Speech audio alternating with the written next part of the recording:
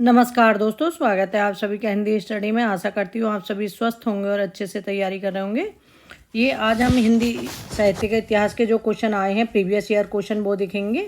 ठीक है, स्टार्ट करते हैं अपनी क्लास। और आप मेरे चैनल पर पहली बार आए तो चैनल को सब्सक्राइब कर लेना, बेल आइकन को क्लिक कर लेना, जिससे आने वाली वीडियो को नोटिफिकेशन आपको मिल सके। आज का पहला क्वेश्चन है, इतिवृत्त और आलोचना का संवेद रूप से होने से वह इतिहास आज भी प्रकाश स्तंभ बना हुआ है। इस कथन में जिस इतिहास की ओर संकेत किया गया है, तो ये कौन सा इतिहास ग्रंथ है जिसके बारे में ये बताया गया है कि इतिवृत्त और आलोचना का संवेद रूप होने के कारण वह इतिहास आज भी प्रकाश स्तंभ बना हुआ है। तो वो कौन सा इतिहास ग्रंथ है? तो वो हिंदी साहित्य का इतिहास है। किनका? रामचंद्र शुक्ल जी का।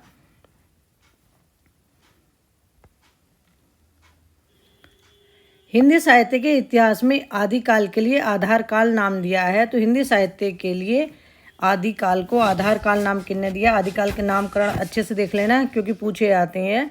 एक क्वेश्चन पेपर वो मिला है मुझे, जो यू सेट का पेपर हुआ था उत्तराखंड में, तो उसमें मतलब अच्छा पेपर है, वो भी आपके लिए डालूंगी। उसमें देखना बहुत अच्छे से क्वेश्चन, जो अभी तक क्वेश्चन नहीं पूछा गया था, आदिकाल का नाम बच्चन सिंह ने क्या पूछा है, तो वो उसमें दिया हुआ है। ठीक है, तो इसमें आदिकाल के लिए आधार काल किसने कहा है? तो आदिकाल के लिए आधार काल मोहन अवस्थी ऑप्शन में ना हो और सुमन राजे हो, तो इन्होंने भी क्या कहा है? आधार काल। ठीक है, चारण काल आदिकाल को किसने कहा? ग्रेयर्सन ने। आरंभिक काल किसने कहा? मिस्र बंधुओं ने। और प्रारंभिक काल किसने कहा? गणपति चंद्रगुप्त ने। बीज वापन काल किसने कहा आदिकाल को? महावीर प्रसाद द्विवेदी ने। वीर गाथा काल किसने कहा आदिकाल को? रामचंद्र शुक्ल ने। सिद्ध सावंत काल किसने कहा आदिकाल को? राहुल सांकृत्यायन ने। वीर काल किसने कहा आदिकाल को? विश्वनाथ प्रसाद मिश्र ने। संधि काल चारण काल रामकुमार वर्मा ने कहा। आदिकाल नाम किसका दिया हुआ है? जो सर्वसम्मति से आदिकाल हम नाम लेते हैं, तो वो दिया हुआ है हजारी प्रसाद द्विवेदी जी का। आधार काल मतलब सुमन राजे या मोहन अवस्थी। ठीक है, जो अब ऑप्शन में इस क्वेश्चन में पूछा हुआ है। अजय काल किसने कहा है आदिकाल को? रमाशंकर शुक्ल रसाल ने। आगे देखते हैं। रामचंद्र शुक्ल का साहित्य इतिहास ग्रंथ हिंदी साहित्य का इतिहास नागरिक प्रचारणी सभा से प्रकाशित हिंदी शब्द सागर की भूमिका में किस शीर्षक से लिखा गया था? तो जो रामचंद्र शुक्ल जी का जो हिंदी साहित्य का इतिहास है, वो नागरिक प्रचारणी सभा जो लिखा गया था हिंदी शब्द सागर की भूमिका में, वो किस नाम से लिखा गया था? ठीक है, तो ये पहले लिखा गया था हिंदी साहित्य के विकास नाम से। ठीक है, बाद में इसका ये स्वतंत्र रूप से छपा हिंदी साहित्य के इतिहास के नाम से।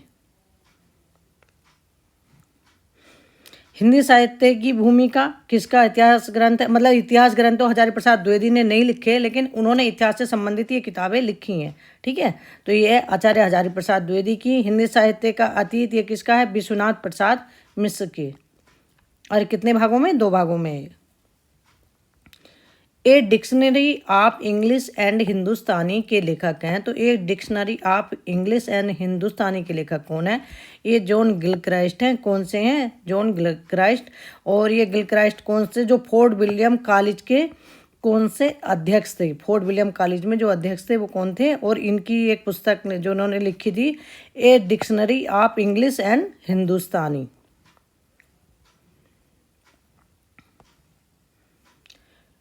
निम्न में से कौन सी रचना मिश्र बंधु द्वारा रचित नहीं है? इसमें से मिश्र बंधुओं की रचना कौन सी नहीं है? तो ये कौन सी नहीं है मिश्र बंधुओं की? अभी तक आप रचना क्या देखते हैं? एक तो हिंदी नवरत्न देखते हैं, एक मिश्र बंधु विनोद, ज़्यादातर जो पूछी जाती हैं। ठीक है, ये कम मिलती हैं देखने के लिए, तो इसलिए इन्हें अच्छे से देख लेना। तो इसमें पृथ्वी कल्प किसकी रचना है? तो पृथ्वी कल्प रचना है गिरजा कुमार माथुर की। बूंदी बारिश, भारत विनय और पुष्पांजलि, ये तीनों रचनाएं किसकी हैं? मिश्र बंधु विनोद की रचना है।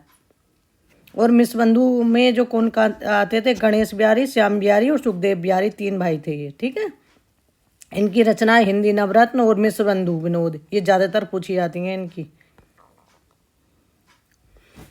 एशियाटिक सोसाइटी ऑफ बंगाल की पत्रिका के विशेषांक के रूप में निकलने वाला हिंदी साहित्य का इतिहास कौन सा है? तो जो एशियाटिक सोसाइटी ऑफ बंगाल की पत्रिका के विशेषांक के रूप में निकलने वाला इतिहास ग्रंथ कौन सा था? तो वो था the modern vernacular literature of Hindustan. और ये किसका है? ये ग्रेयर्सन का है। किसके द्वारा लिखा हुआ है? ग्रेयर्सन का है, the modern vernacular literature of Hindustan. और लगभग इसमें कितने कवियों का वर्णन है? 952 कवियों को शामिल हैं। और इसका हिंदी में जो अनुवाद किया था किशोरीलाल गुप्त ने किया था। और इस किस नाम से? हिंदी साहित्य का प्रथम इतिहास। आगे देखते हैं। हिंदी काव्य धारा के संग्रहकर्ता साहित्यकार का नाम है। तो हिंदी काव्य धारा के संग्रहकर्ता साहित्यकार का नाम क्या है? तो इसमें ऑप्शन हमारा क्या होगा? महापंडित राहुल सांकृत्यायन। कौन है? राहुल सांकृत्यायन की रचना। वैसे तो राहुल सांकृत्यायन यात्रा वृत्तांत के लिए ज़्यादा जाने जाते हैं। इन्होंने एक लिखा है घुमक्कड़ शास्त्र, जिसमें इन्होंने मतलब यात्रा करने के बारे में और अपने एक्सपीरियंस उसमें शेयर करे हैं। तो इसलिए वो रचना बहुत एग्जाम में पूछी जाती है। ठीक है, इनके यात्रा वृत्तांत है जैसे इसमें दे रखेंगे। मेरी लद्दाख यात्रा, मेरी तिब्बत यात्रा, किन्नर देश में चीन में क्या देखा, रूस के 25 मास। आगे देखते हैं। इनमें से किसने अपनी हिंदी साहित्य इतिहास में आदिकाल को संधिकाल, चारणकाल नाम दो शीर्षकों से विभाजित किया? तो संधिकाल और चारणकाल नाम किसने दिया था? तो ये रामकुमार वर्मा ने। ऑप्शन में जैसे आता है चारणकाल किसने दिया था? तो सबसे पहले ग्रेयर्सन ने दिया था। अगर ऑप्शन में ग्रेयर्सन ना हो तो रामकुमार वर्मा हो तो उन पे भी टिक लगा सकते हैं। ठीक है, ये हम पीछे पढ़ ही चुके हैं। आगे देखते हैं। हिंदी साहित्य का वैज्ञानिक इतिहास। तो हिंदी साहित्य का वैज्ञानिक इतिहास किसने लिखा? तो वो थे रामस्वरूप चतुर्वेदी। ठीक है, जो चतुर होते हैं वही कौन होते हैं? वैज्ञानिक होते हैं। ये इतने सारे नाम हैं इनके ना, हिंदी साहित्य के इतिहास ग्रंथ हैं वो हैं, तो ये ऐसे याद नहीं होते, ट्रिक से याद करना है इन्हें। ठीक है, तो इसमें ऑप्शन हमारा कौन सा? बी सही। सॉरी दोस्तों, हिंदी साहित्य का वैज्ञानिक इतिहास गणपति चंद्रगुप्त का है। किसका? गणपति चंद्रगुप्त का। ठीक है, गणेश जी कैसे थे?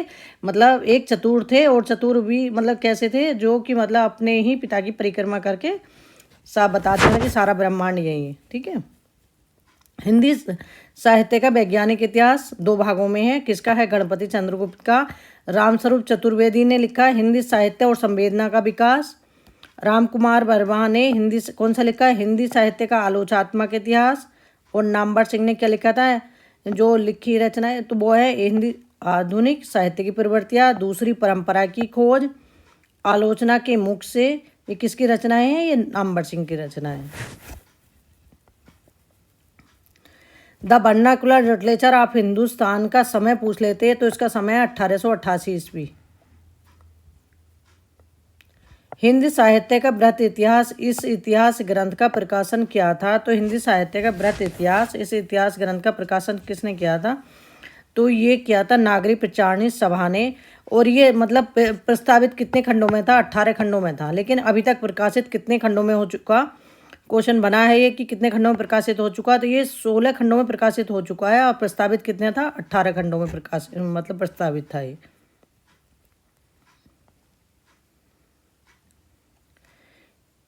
हिंदी साहित्य जगत में मिश्र बंधु नाम से विख्यात लेखकों में सम्मिलित हैं। मिश्र बंधुओं में कौन थे? 3 भाई थे। कौन थे?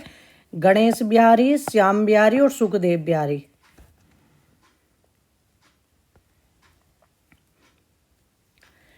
मिश्र बंधु विनोद नामक इतिहास ग्रंथ मतलब कितने भागों में है? 3 भागों में है। और इस कब हुआ था? 1910 की रचना है। ये 1910 की रचना है। और 1913 ईस्वी में मतलब एक मतलब इसका भाग जो 3 भाग आए थे ये 1913 में। और चौथा भाग कब आया था इसके? 1934 ईस्वी में।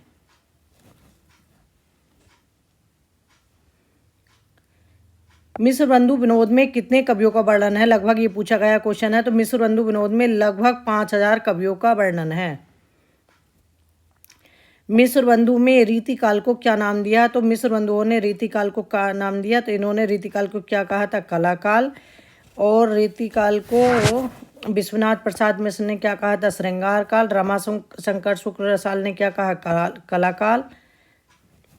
और रीतिकाल की समय सीमा अगर पूछी जाए तो क्या है? 17वीं शताब्दी से 1900 शताब्दी किसकी है? रीतिकाल की समय अवधि है।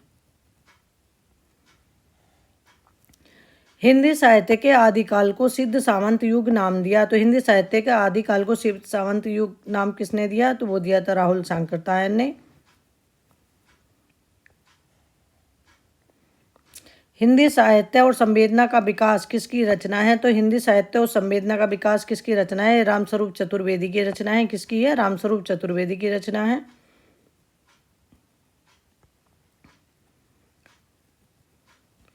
भारतीय साहित्य के इतिहास की समस्या, ये किसकी रचना है? डॉक्टर रामविलास शर्मा की रचना है। ये भी पूछी गई है एग्जाम में। और हिंदी भाषा का विकास, ये किसकी रचना है? श्याम सुंदर दास की रचना है।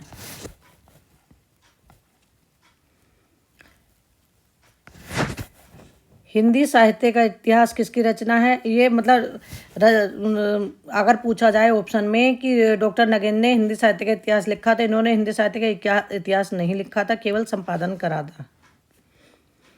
साहित्य का इतिहास दर्शन किसकी रचना है? नलिन बलोचन शर्मा की है। हिंदी साहित्य का विवेचनात्मक इतिहास सूर्यकांत शास्त्री की रचना। ये सब पूछे गए हैं एग्जाम में। हिंदी साहित्य का इतिहास, ये कृष्ण शंकर शुक्ल की है।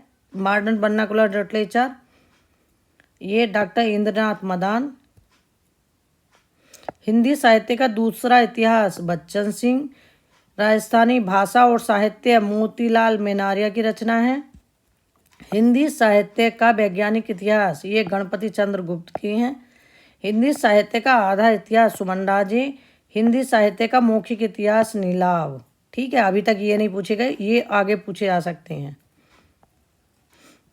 नागरिक प्रचारणी सभा द्वारा प्रकाशित हिंदी साहित्य का वृहद इतिहास के प्रथम भाग का शीर्षक है। तो नागरिक प्रचारणी सभा द्वारा प्रकाशित हिंदी साहित्य का वृहद इतिहास के प्रथम भाग का शीर्षक क्या है? तो वो है हिंदी साहित्य की पीठिका। तो ऑप्शन इसमें हमारा डी सही होगा।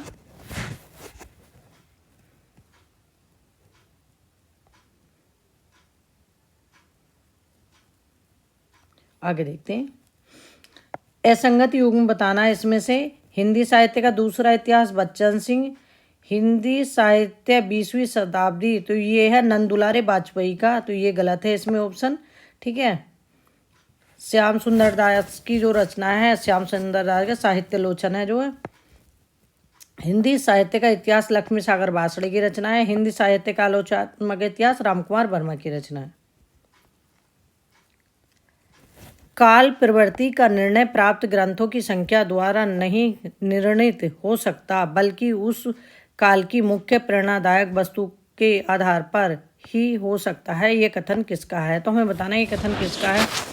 अब एक आपको पता होगा कि रामचंद्र शुक्ल ने हिंदी साहित्य का इतिहास जो लिखा वो प्रवृत्ति के अनुसार लिखा है। अगर इतना भी जानकारी होगी ना और नहीं इसमें दे दिया तो उनकी काट हमेशा किसने की? हजारी प्रसाद द्विवेदी ने। तो आसानी से आप समझ जाओगे। तो ये कथन किसका है? ये हजारी प्रसाद द्विवेदी का है।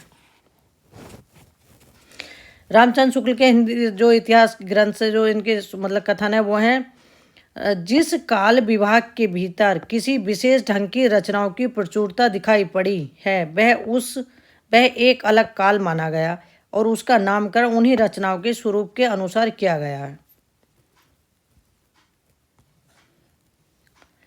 कौन सा विवरण सही नहीं है? इसमें से कौन सा विवरण है जो सही नहीं है? तो ऑप्शन हमारा ए है जो सही नहीं है।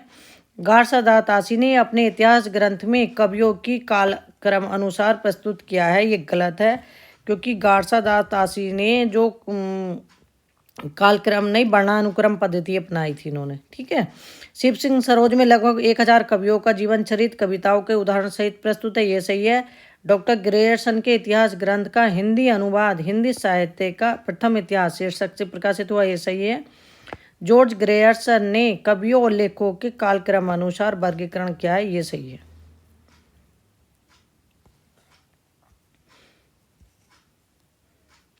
शिव सिंह सेंगर का हिंदी साहित्य के इतिहास का समय पूछा जाता है तो वो है 1883। क्या है? शिव सिंह सेंगर का, जो शिव सिंह सरोज का शिव सिंह सेंगर है, शिव सिंह सरोज शिव सिंह सेंगर द्वारा रचित जो है, तो इसमें इसका समय पूछा जाता क्या है? तो 1883 है। इतिहास का इतिवृत्तात्मक लेखन सबसे प्रथम मिस्र बंधुओं के विनोद में पाया जाता है। यह उक्त किसकी है? तो ये कथन किसका है? तो ये कथन है रामकुमार वर्मा का।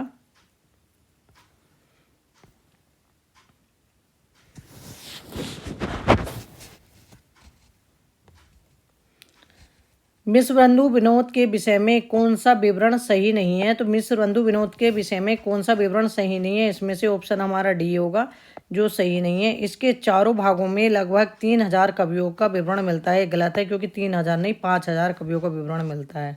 ठीक है। मिश्र बंधु विनोद में जो 3 भाग थे वो कब प्रकाशित हुए थे? तो वो 1913 ईस्वी में प्रकाशित हुआ था। और इसका चतुर्थ भाग प्रकाशित कब हुआ था? 1934 ईस्वी में प्रकाशित हुआ था। इससे ये क्वेश्चन बने हैं। हिंदुस्तानी को सर्वप्रथम हिंदी की किस विद्वान ने कहा? तो हिंदुस्तानी को सर्वप्रथम हिंदी किस विद्वान ने कहा? तो वो है गिलक्रास्ट ने कहा। हिंदी साहित्य का आलोचनात्मक इतिहास के लेखक हैं। तो हिंदी साहित्य के आलोचनात्मक इतिहास के लेखक कौन है?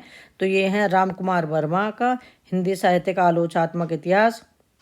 और हिंदी साहित्य का जो आलोचनात्मक इतिहास है राम कुमार वर्मा का, ऑप्शन में आ जाए कि मतलब इनका किसका इतिहास ग्रंथ अधूरा है?